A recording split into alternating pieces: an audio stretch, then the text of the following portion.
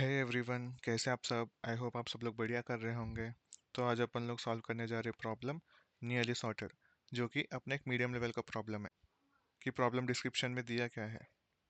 Given an array ARR where each element is at most k away from its target position.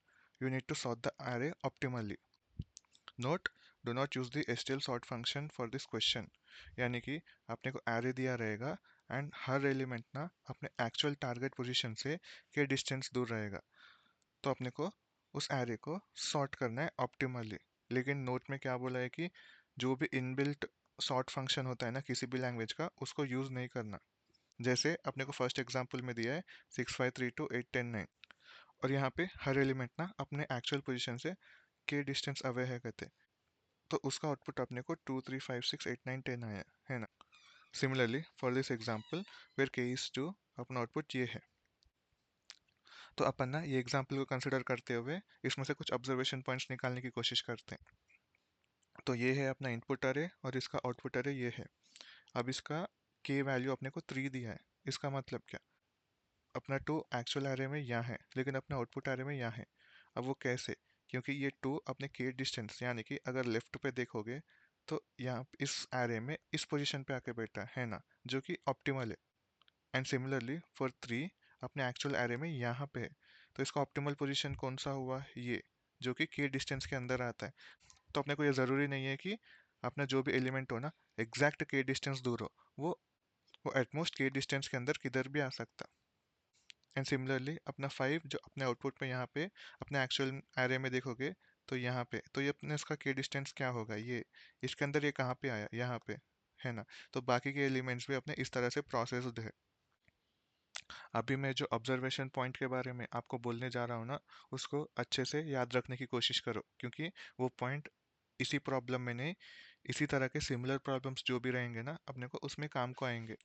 तो जब भी अपने को problem description में कुछ के का वैल्यू दिया रहेगा ना, और अपने को अपना आउटपुट एरे किसी एक ऑर्डर फॉलो करते हुए रिटर्न करने को बोल रहा है, तो हमेशा अपने माइंड में ना प्रायोरिटी क्यू आना चाहिए।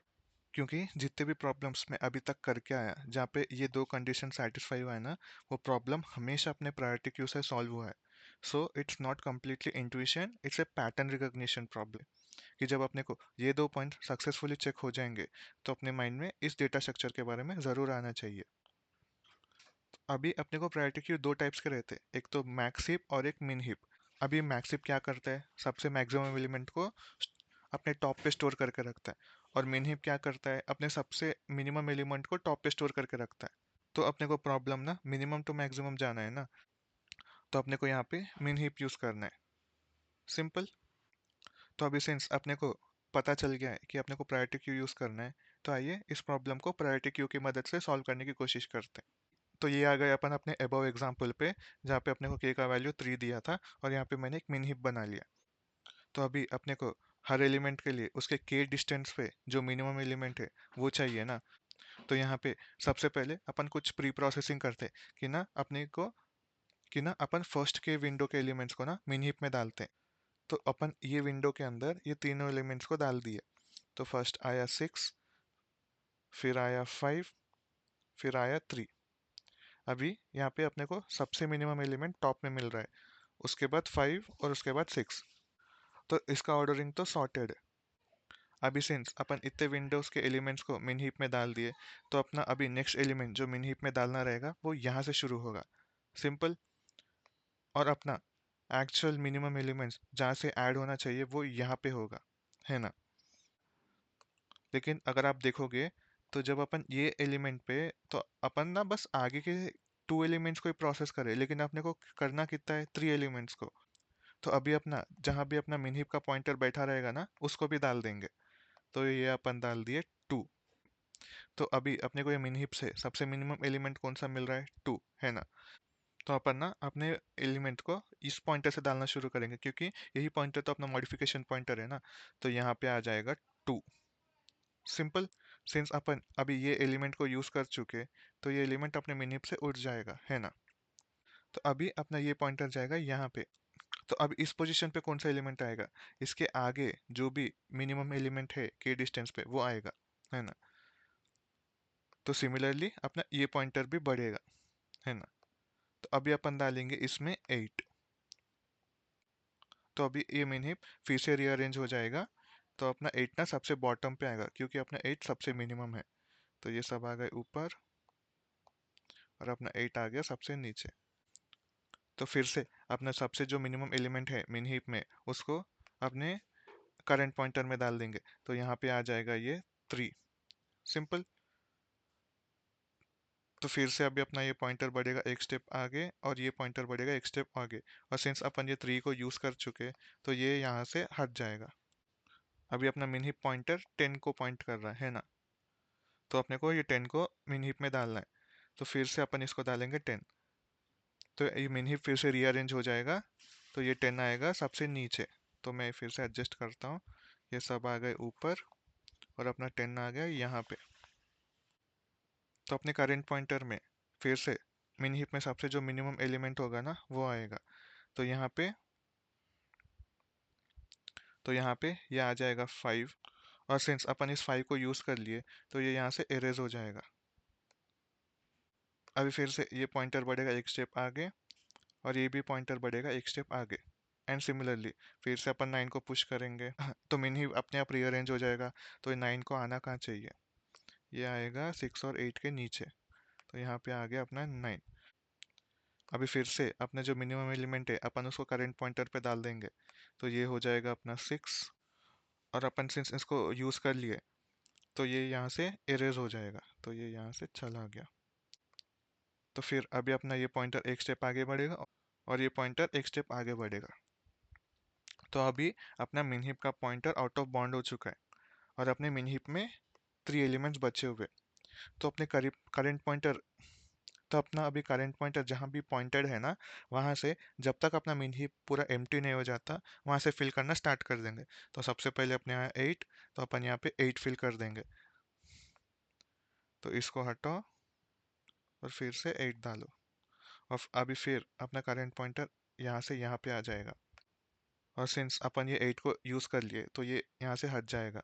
फिर अभी अपन आए 9 पे। तो फिर से करंट पॉइंटर पे मिनिमम एलिमेंट बैठ जाएगा। तो यहाँ पे ये आ जाएगा 9 और अपना पॉइंटर एक स्टेप आगे बढ़ेगा। एंड इवेंचुअली वो मोमेंट पे अपना 9 भी मिन हीप से हट चुका होगा। अभी लास्ट अपना एलिमेंट बचा 10।